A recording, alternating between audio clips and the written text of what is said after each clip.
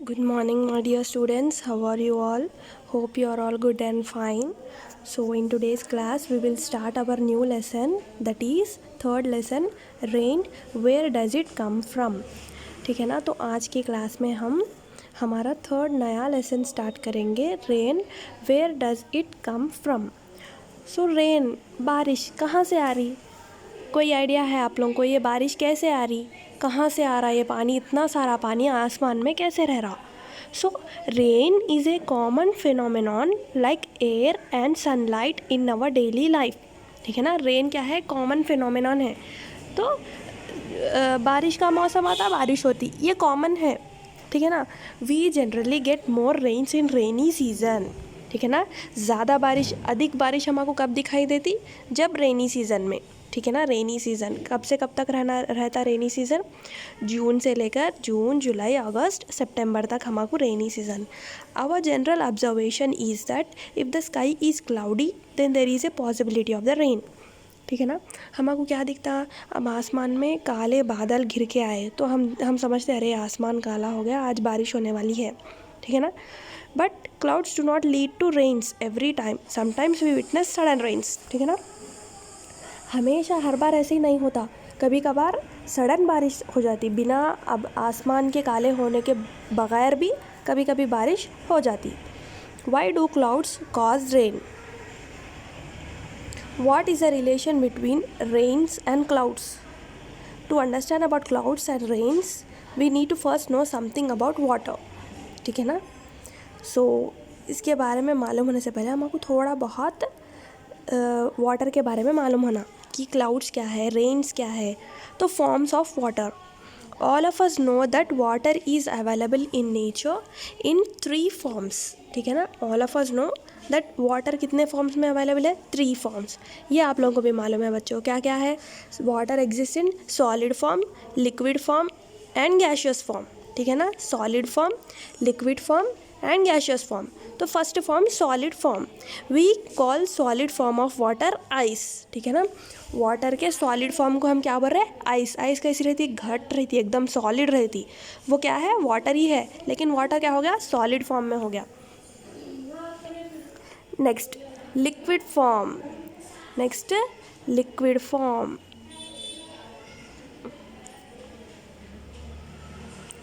Liquid form क्या है? If we heat ice it will change into water. अगर हम बर्फ़ को घुलने रख दिए, अगर बर्फ़ को हम थोड़ा सा हीट करें तो क्या हो जाता? वो हीट वाटर में बदल जाता। वो water in liquid form is present in oceans, seas, lakes, rivers and even underground. ठीक है ना। लिक्विड फॉर्म वाटर कहाँ पे रहता? ओशंस में जो वाटर है वो लिक्विड फॉर्म है। फिर सीज, लेक्स, रिवर्स और अंडरग्राउंड यानी ज़मीन में भी वाटर है। तो ये छोटा सा एग्जाम्पल हम लोग भूल गए थे, देखेंगे। Ramya and Soumya were getting ready to go to school, their mother advised them to keep an umbrella with them. ठीक है ना। रम्या और सौम्या दोनों कहाँ जा रहे थे? स्कूल को जाने के लिए रेडी हो रहे थे। तो उनके मदर क्या बोले उनको? ऐसे ही मत जाओ, अम्ब्रेला के साथ जाओ, यानी छतरी लेके जाओ। Ramya asked her mother why the umbrella was needed as it was not raining. ठीक है ना। रम्या पूछे उनके मदर से कि अभी तो बारिश नहीं हो रही, तो ये अम्ब्रेला की क्या ज़रूरत है? After looking at the sky mother told them that it was likely to rain as it was cloudy and windy weather.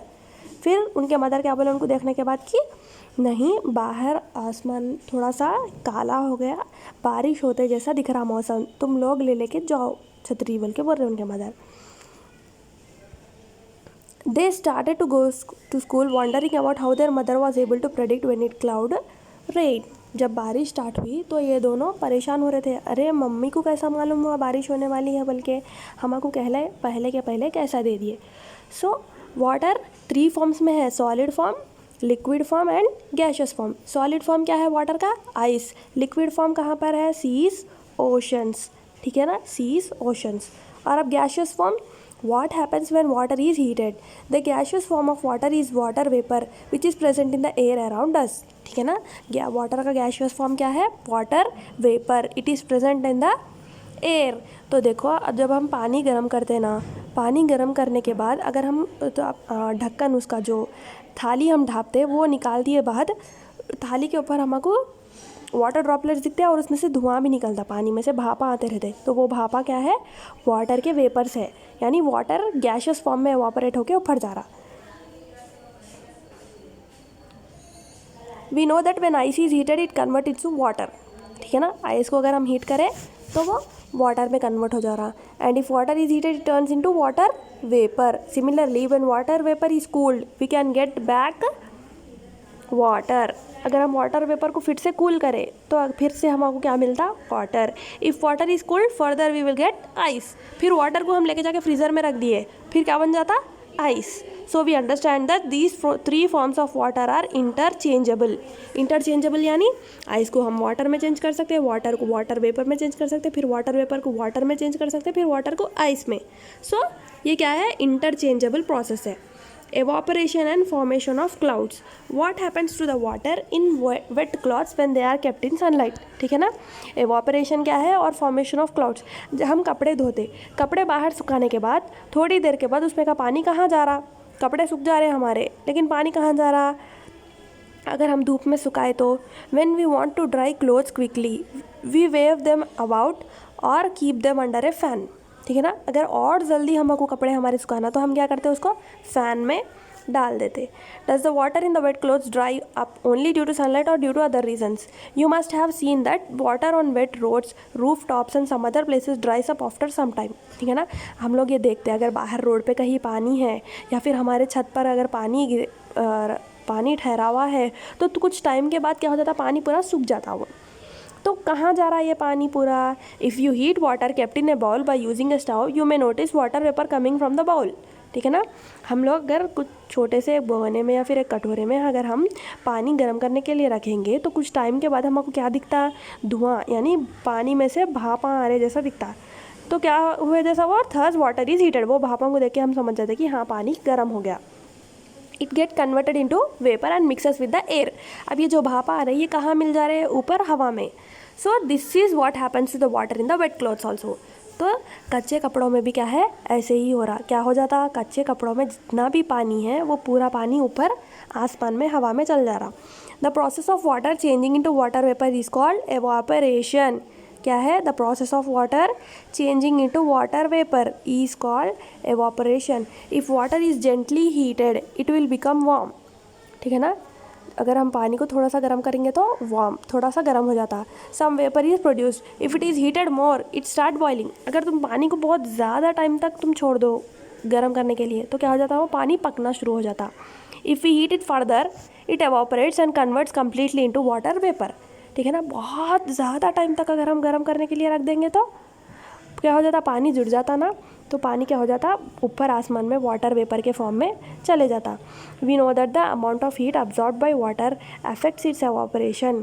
If water is heated more it will evaporate faster. ठीक है ना, जितनी ज़्यादा हम हीट उसको supply करेंगे उतनी ज़्यादा वो एवापोरेट होगा। You might have observed evaporation in many situations in day-to-day life. Discuss them with your friends and prepare a list.